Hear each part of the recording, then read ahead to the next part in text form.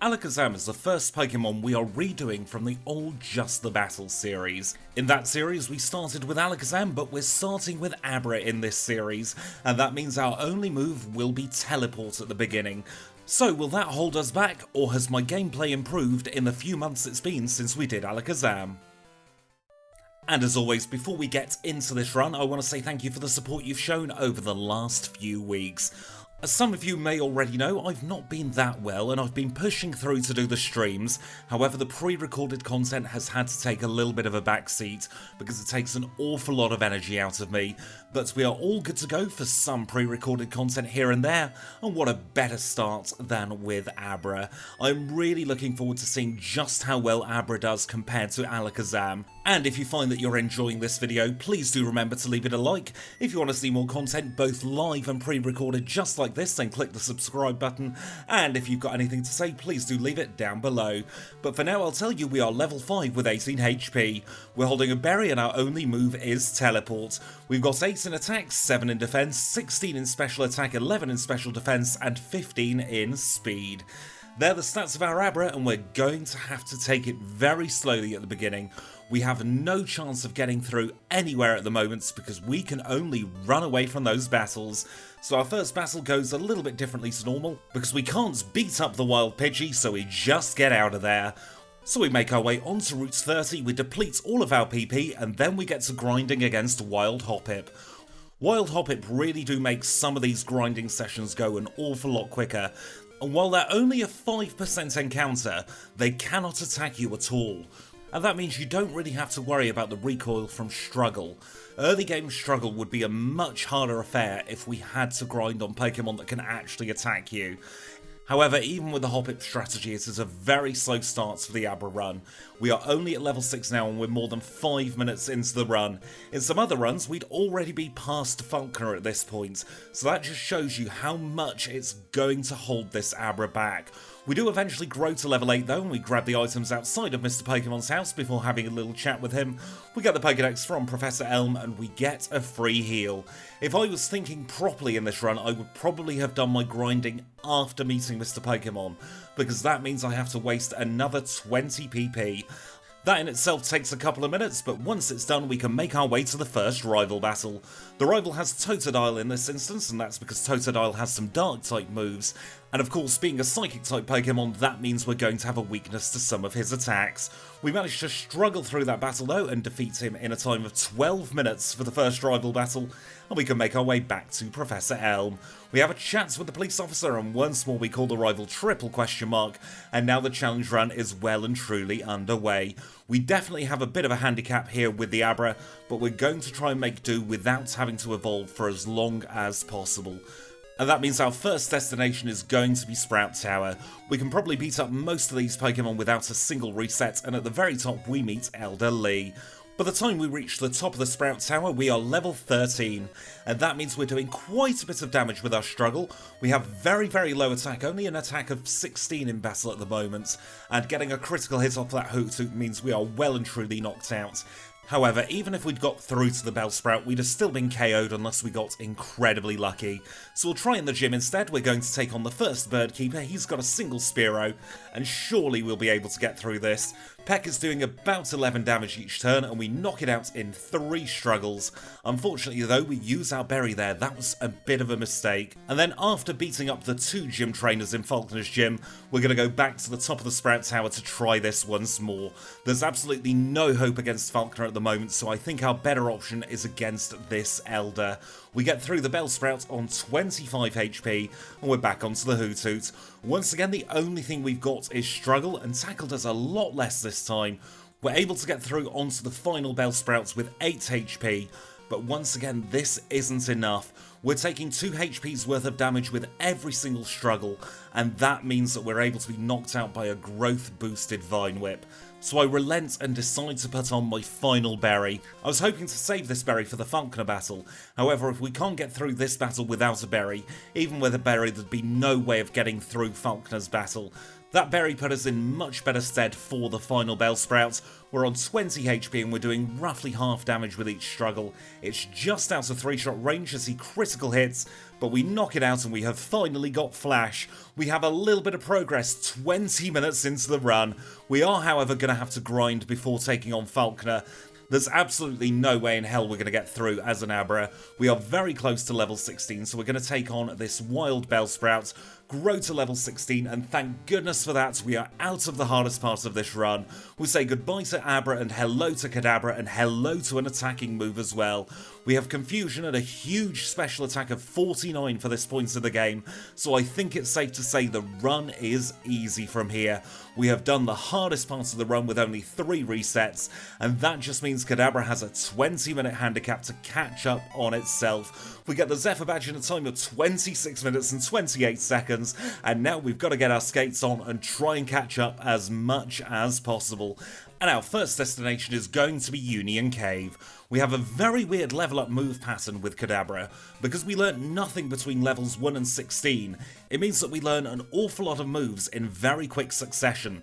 There's only 5 levels in between us learning Confusion and Psybeam, and just those 2 moves together give us 45 PP's worth of stab attacking moves, and that is really going to help us save time because we're not going to have to heal as often. But for now it's time to meet our HM friends for the run. First up today is Psyduck, and on the screen now you see all the names of the lovely people who have joined Team Psyduck. I'm sorry that I can't read them out this time, however I don't have the data in front of me as I'm recording this. And we also have Paris as our second HM friend. On Team Paris you have all these lovely names here, and with the HM friends safely caught for another run, we'll make our way into Bugsy's gym. And the first trainer we're taking on is Bug Catcher Benny. He's got the Weedle, Kakuna and Beedrill line, all of which are weak to psychic type moves, and against this Beedrill we grow to level 21 and we learn Psybeam. That's 2 attacking moves on our learn set and we're going to go straight to Bugsy. He does have the type advantage over us, however we have an awful lot of special attack and an awful lot of speed. We one-shot the Metapod and he sends out the Scyther. It's a 2-shot on the Scyther as Fury Cutter deals a tiny amount of damage, and the final Pokemon is Kakuna. Kakuna's weak to Psychic, so it goes down in 1 hit, and we get the Hive badge in a time of 32 minutes and 42 seconds. We can't of course celebrate for too long though, because Rival 2 is just around the corner, quite literally. Let's take him on and see if we can keep up our momentum. He leads with a Ghastly, and that's part Poison type, so that goes down straight away. Out comes the Zubat, another part Poison type, and another one-shot. Its final Pokemon is Croconaw. We don't quite one-shot it, however it's a simple 2 hits to knock it out, and with the rival defeated for the second time, we can make our way back into the Ilex Forest. We'll grab cuts from the Charcoal Maker, and then we'll make our way further through. Now, even though we learn Headbutt, our physical attack is terrible, so we're not going to bother picking that up. We'll pick up Sweet Sense from the lady at the gates though, and we'll make our way north to catch our third HM friend. This one is Abra. Even though we started with one, we still need another one to use Teleport, and you can see on screen right now the lovely names of the people on Team Abra. We're now going to make our way up to the 5th floor of the department store, and we can only afford 1 punching TM, so we're going to get Fire Punch for a little later on, and we'll go and grab the bike. The bike of course means that we can move around in double quick time, and that's exactly what we need when we're trying to catch up. We'll grab our 4th and final HM friend on our way north out of Goldenrod. This one is Kenya, my personal favourite of the HM friend teams, and on screen right now you see the lovely names of the people who are on Team Kenya. We'll fetch Dick from the National Park, we'll have a little chat with Floria, we'll have another little detour into the Pokemots to pick up an Ice Punch TM, and with all that prep work for the next few gyms done and dusted, we can make our way towards the 3rd gym where Whitney is waiting for us. Whitney of course is a normal type specialist who will lead with Clefairy. Now a lot of people say the Miltank is the problem in this battle, but I really think it's the Clefairy, so I was very happy to knock it out with a critical hit Psybeam. Miltank gets locked into rollout, it's just 2 hits, and we knock it out to defeat Whitney in a time of 38 minutes and 12 seconds. And that now means we have 3 of the 16 badges we are required to beat Red. We're going to grab the squirts bottle from the eavesdropping so-and-sos in the flower shop next to the gym and make our way north towards Ecruteak City. In Ecruteak City, the first destination is going to be the Kimono Girls. We've got to battle all 5 of those and knock them out in order to get the Surf TM. Now, of course, we have nothing to hit Umbreon with at the moment, so we're going to take this opportunity to start punching things in the mouth. Ice Punch is replacing Teleport and Fire Punch is replacing Disable. That way we have a lot more type coverage and we'll show these moves off against the Umbreon. Ice Punch's Pursuit does a teeny tiny bit of damage and it's a 3-shot because that is how bulky Umbreon is. But with all the Kimono Girls defeated, we can grab HMO3, which is Surf. It's a massive pity we cannot learn Surf, and we'll make our way east towards Mount Mortar and the Lake of Rage. At the Lake of Rage, of course, we pick up the first of our 10 rare candies, and we make our way into the house to grab Hidden Power. Our Hidden Power type today is Dark. We have perfect DVs, and I've got a gut feeling you know that we're not going to need Hidden Power. I'd always recommend picking up the TM though, because there are some cases where you need it a little bit later on, and especially if you're in Kanto, you are screwed trying to get another Hidden Power TM for free. But now it's time to take on the third rival battle. He led with Haunter, which is weak to our Psybeam. We almost but not quite one-shot the Croconaw. Another hit knocks it out and we grow to level 31. At 31 we have the option to learn Future Sight, which we politely decline. We punch a Magnemite in the mouth and we finish off the Zubat. That was a very easy Rival 3 battle and I think this run is going to be easy from here on out. With our current learn set there are very few Pokemon that we cannot hit for at least neutral damage. And in fact, in the vast majority of important battles coming up, we've got super effective moves for the lion's share of their Pokemon. And we're going to see that right now against Morty. Morty is absolutely trivial in this run. All of his Pokemon are part Poison type, and that means it's just as simple as clicking Confusion or Psybeam against each and every one of his Pokemon. We're on to his final Halter, a Psybeam knocks it out, and we get through his badge in a time of 46 minutes and 12 seconds. We really are speeding up the pace of this run quite significantly. We've managed to get 3 badges in less than the time it took us to get our first badge. And we're now in Olivine City, where we're going to have a little chat with the man at the cafe. He's going to give us the Strength HM, which will teach the Psyduck along with Surf, and now we'll have a chat with Jasmine. Jasmine tells us that Amphi is very sick, although I am incredibly suspicious of her. We'll oblige her just this once though, and make our way over to Cyanwood City, because of course we have a very easy gym waiting for us. First, however, we're going to pick up the secret potion. We'll be looking at Jasmine's handbag later, and we'll make our way into the gym. This is Chuck's fighting gym, and unfortunately for Chuck, we are super effective against the fighting type. So we lead with a Psybeam against the Primeape to grow to level 36, and out comes Poliwrath. It's a one-shot with a critical hit on the Poliwrath to defeat Chuck in a time of 50 minutes and 13 seconds. That is 6 badges acquired. We acquire the Dynamic Punch TM as well. It's a shame it uses our physical attack, and we'll have a little chat with Chuck's wife, grab the Fly HM, and we'll make our way back to the Lake of Rage. At the Lake of Rage, of course, the red Gyarados is waiting for us, and this is where I really wish I'd have had a Thunder Punch. For some reason, I didn't think to pick up another Thunder Punch now that I've got Fly. We barely survive though on 2 HP, we grab the red scale, and it's time for everyone's favourite liar. It's Lance time. He tells us that there's a mysterious broadcast going on in the Mahogany Underground, so we'd better follow him because I think he's the cause of it, and this is all just a big cover-up so that he can evolve his Pokemon early. And that is the real reason why he has the underleveled Dragonite. He has been using Team Rocket as cover all along. I'm going to interrogate the scientist to find out more about the situation, and he tells us that we are in fact correct, and that Lance is really a sneaky beaky person. For that, our Kadabra evolves into Alakazam. We use the Universal Pokemon Randomizer to replace Impossible Evos with Level Up Evos instead. We'll have a little chat with the executive here at the radio tower. He leads with the Zubat, of course, which is weak to our Psychic-type moves. We grow to level 38, and at level 38 we learn Psychic. And what a relief it is to have Psychic before the League for once. With so many Psychic-type Pokemon, we have to wait for that horrible TM, or we learn it in the 50s. With Alakazam, however, it's level 38, and that is magic. Lance does give us Whirlpool for defeating all the rockets down here, although we're gonna have to keep an eye on him. And while we're in the neighbourhood, we might as well have a little chat with Price. Price is of course the Ice-type leader. He's our 6th gym leader together who will lead with that very not Ice-type Seal. We've got Psybeam, which knocks it out in one shot, and we're on to the Dugong. We swap to Psychic, and it's not quite a one shot as Headbutt does a little bit of damage. His final Pokemon is Piloswine. We give it the old Fire Punch to the mouth. It's super effective and knocks it out, and we've defeated Chuck in a time of 55 minutes and 48 seconds. And while we're on a roll, we might as well wrap things up with Jasmine. Jasmine is still waiting for us at the top of the lighthouse. We'll give her the secret potion. She pretends to give it to Amphi, but I want to check her handbag. She runs away before I have a chance to confront her about it though, so we're going to hotfoot it into the gym and talk to her once and for all. This is Jasmine, our 7th gym leader. She's a Steel-type specialist who will lead with a Magnemite.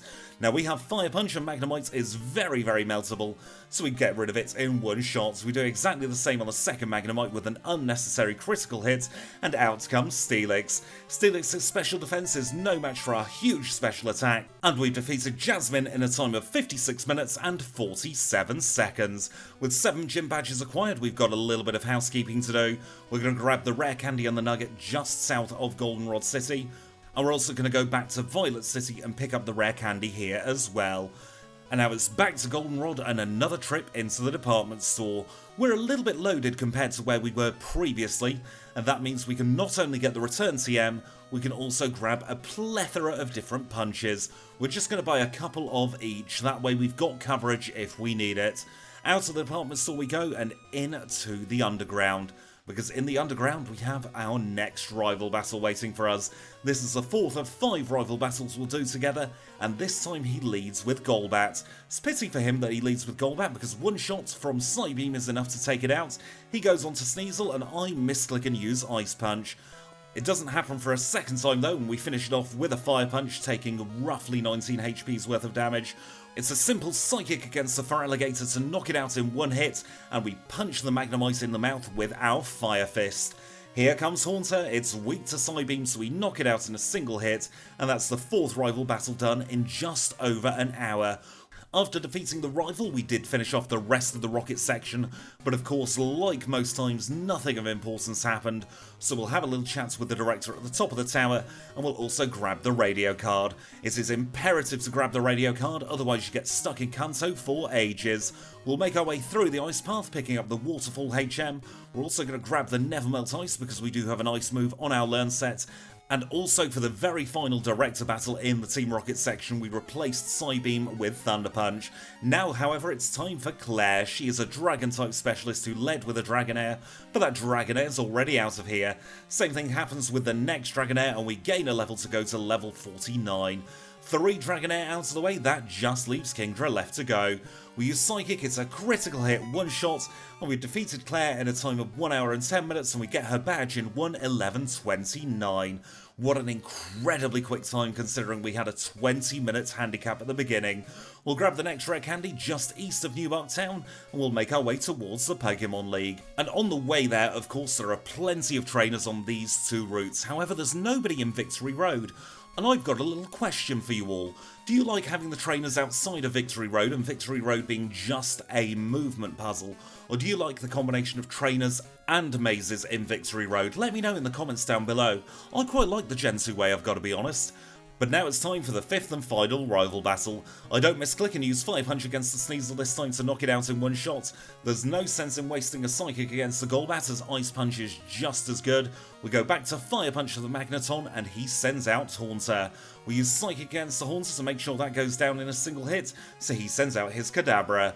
We don't have anything super effective, but a single Thunder Punch is all it takes to knock it out. We'll carry on with the Thunder Punch against the Feraligatr. And all that means we have defeated the rival in a very quick time, and we're into the league building at 1:16:27. The first thing we do in the league building is heal up whether we need it or not, and now it's time to say thank you to the HM friends. It's thank you to Kenya, to Abra, to Psyduck, and to Paris. You've all been a great help in the Johto region get some well-deserved rest, while Alakazam takes on the league. We'll grab our full restores from the Pokémon, and there are times where I'm sneaky and split the shop in 2, so I do a little bit of extra shopping afterwards, just like I did there. But for now, let's take a look at our stats in big. Level 53 with 153 HP. We're holding the Never Melt Ice, and our moves are Psychic and the 3 punches. We've got 92 in attack, 86 in defense, 181 in special attack, 128 in special defense, and 165 in speed. So those are the stats as we're heading into the league, and I've got a sneaky feeling this is going to be quite a smooth one. Our first league member is one of our HM friends, it's Mr. St. Germain himself, who led with a Xatu. Xatu gets knocked out in one shot, as does his level 42 Xatu. We grow to level 54 as he sends out Jinx. We punch the Jinx with fire and it melts away, so he sends out Executor. Once again, a Fire Punch is just the ticket we need, and the final Pokemon is Slowbro.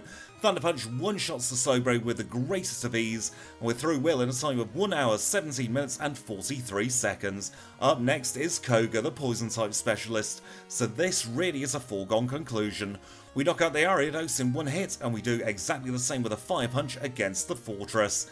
We one-shot what is arguably his hardest Pokemon in this battle, and we're going to carry on one-shotting all of the rest of them.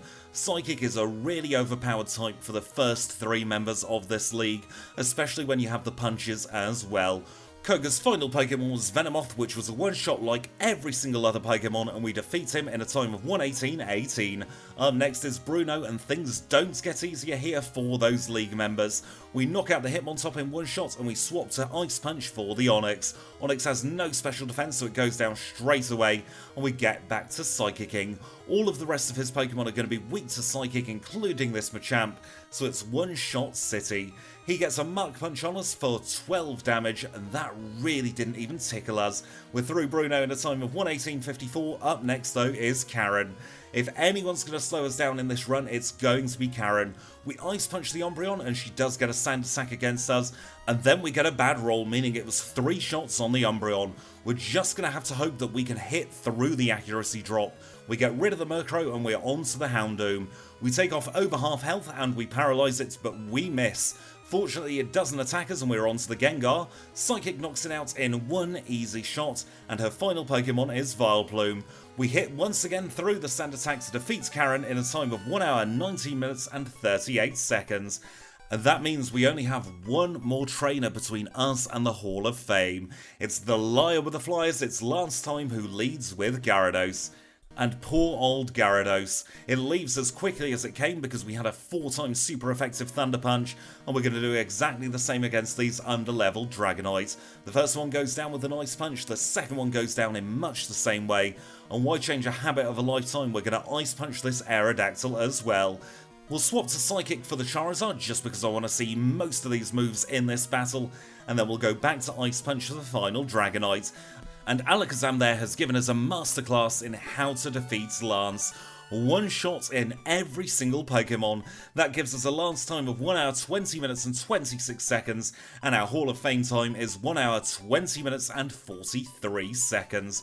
We really are eating into that 20-minute handicap that we had because we started as an Abra, and don't you dare go anywhere because Kanto is next. And we're back where it all began outside our home in Newmark Town, where Professor Elm has a phone call for us. He's going to give us the SS ticket, and that'll allow us to get to the main chunk of Kanto. Before we go there though, we've got a couple of bits to do in Johto. We're going to say a very, very warm welcome back to Kenya, to Abra, to Psyduck and to Paris. They all had a lovely little rest while Alakazam was facing the league. We're going to go into Mount Mortar and pick up one of 2 final remaining rare candies in the Johto region. We're going to go over to Olivine City to pick up the last one in the Whirl Islands, and that is everything we need to do in the Johto region until we battle Red. So a quick hop, skip and a jump takes us into Vermilion City, and of course the first thing we do in Kanto is the last thing we do in Johto. We're going to get another rare candy, this time from the chairman of the Pokemon Fan Club. That's everything we're doing in Vermilion City right now, so we're going to take a trip on the bike up through Saffron City and west onto Route 7 and into Celadon City. We'll grab the leftovers from the bin in the cafe, we'll grab the PP up from the bush, and now it's time for our 9th gym leader together. This is Erica, the Grass-type specialist who leads with Tangler. We use Psychic against the Tangler and it's a one-shot, so she sends out Jumpluff. There's not even any need for the super effective Ice Punch against any of her Pokemon because Psychic is doing the job for us. It's a one-shot on all of her Pokemon to knock them all out, and we are through Erica in a time of 1 hour, 25 minutes and a single second. Up next is Misty. Misty is the Water-type specialist of this game, and she led with Golduck. Golduck goes away straight away and we're on to the Starmie. We're going to use another Thunder Punch and that gets knocked out in one hit, and here comes Quagsire. We use a neutral Ice Punch against the Quagsire to take care of it, and we go back to Thunder Punch for the Lapras. Another very easy gym battle, another trivial gym battle, 129-15. And now it's Psychic Trainer versus Psychic Trainer. But did Sabrina see us coming with an Alakazam? I really don't think she did. And after so many times of hearing that joke in stream, I had to use it just once. And by the way, I do live stream quite often. It's normally 3 times a week at 2 PM United Kingdom time. However, at the moment, with my health being a little bit shaky, I'm going to be streaming as and when I can. So do make sure the notifications are turned on if you're subscribed. And if you aren't subscribed, please do think about clicking that button. In the midst of all that waffling though, we did beat up Sabrina and take her lunch money in a time of 1 hour 29 minutes and 58 seconds, and we're already on to Surge. Now Surge is going to have a rough time of it because we are going to use Psychic against every Pokemon except the Magneton. Even though Magneton resists Psychic, it probably still would have been a one-shot, however it's better to be safe than sorry. We swap back to Psychic for the rest of his Pokemon though, and we defeat him in a time of 1 hour 31 minutes and 18 seconds. Up next is Brock, and we have Ice Punch and Thunder Punch, so this is going to be an incredibly easy battle. Against those ground-type Pokemon we're going to be using Ice Punch, and against the water-type Pokemon we're going to be using Thunder Punch. And once again Brock puts up very little resistance at all. Even when we've got a super effective physical attack, I like to use special attacks against Brock, because the lion's share of his Pokemon just have no special defense at all. We're through Brock in a time of 1 hour 32 minutes and 40 seconds, and we'll make our way south towards Pallet Town. We'll grab the Elixir en route and we'll use that straight away because Psychic has very little PP, and then we'll make our way towards Cinnabar Island. At Cinnabar Island, Blue is waiting for us and he's going to tell us about this volcano that's erupted. I really wish Sabrina would have used her psychic powers to let people know it was going to happen. We'll grab the rare candy that someone dropped in a panic, and we'll go over to Blaine's gym. Blaine has relocated to the Seafoam Islands, and what a trooper he is. I always feel bad about beating Blaine up because he really is proving to be a hero here. His Arcanine is off rescuing Pokemon over on Cinnabar Island, so he's without one of his signature Pokemon and he's got a Magcargo in its place. That's really no good for anybody. We one-shot all of Blaine's Pokemon in a time of 1:33.55, and our penultimate gym leader is everyone's favourite pushover, it's Janine. Janine has a lot going against her in this battle. Not only is Janine the lowest leveled of all the Kantonian gym leaders, she's also a poison type specialist, and with us being a psychic type trainer on this run, she stands no chance whatsoever. It's one-shot city to get rid of all of her Pokemon in a time of 1 hour 34 minutes and 37 seconds. Let's see if Blue can save the day for the Kantonian gym leaders. He leads with Pidgeot. We use a Thunder Punch and we knock it out in one shot. It's always great when we one-shot the Pidgeot with a punching move because that means our special attack is ludicrous. It's 2 shots against his own Alakazam and we swap to Ice Punch for the Rhydon. Rhydon has tiny special defense, so it goes away straight away, and he's on to the Gyarados. Gyarados is still 4 times weak to Thunder Punch, so it goes away very quickly, and he sends out an Exeggutor. We use Fire Punch against the Exeggutor, and it's a one-shot. We didn't even need the Nevermelt Ice with an Ice Punch, and then somehow Arcanine survives. I know that Arcanine is a legendary Pokemon, but still it caught me a little bit off guard. I was used to one-shotting everything. However, he gets into a healing loop, we get a better damage roll, and we defeat Blue in a time of 1 hour 35 minutes and 49 seconds. And that's it. We've got all 16 gym badges. There's only one thing left to do. We're going to chat with Professor Oak, who's going to open up Mount Silver for us, and we're going to make our way there. So it's back to Viridian City and on the bike we go. But just before we enter into the Pokemon League gates, we're going to pick up the Dream Eater TM.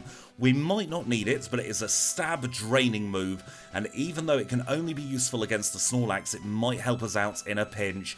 We're going to grab the final rare candy of the run and make our way into Mount Silver. And this is it. This is Red, our final battle of the game, who leads with Pikachu. As always, we're going to try with our current level and our current learn sets, and we'll chop and change things from there. The Pikachu's trivial, so that means we only have 5 Pokemon to work against. He sends out his Espeon, and Espeon starts using Psychic against us. We 3-shot it, and we are on to the Snorlax. Snorlax really is going to be the difficult Pokemon of this run. Body Slam knocks us out very quickly because we have paltry defense, so we're going to start using our rare candies. We grow up to level 68 and we also are going to teach Dynamic Punch. Fire Punch is very much surplus to requirements at this point, so we have other coverage moves instead, and Dynamic Punch has a 1 in 4 chance of completely incapacitating the Snorlax. We've got to get through the pesky Espeon first, and we get a lucky critical hit to two-shot it. That means we're at 155 HP for the Snorlax. Dynamic Punch hits, and he hits himself in confusion. We use a Psychic to take it deep into the red, but Body Slam hits us to take us down to 42. That means we're only on 42 HP as the Charizard comes out. Thunder Punch does not one-shot and we get knocked out by Flamethrower. We're going to use another 3 rare candies and get us up to level 71. And it's at this point we're also going to use the Leftovers. Leftovers will provide us with some much needed passive HP recovery, and we'll try again. Pikachu is still as trivial as always and we're back onto the pesky Espeon. I used Thunder Punch against the Espeon hoping for a paralysis, but he uses Reflect.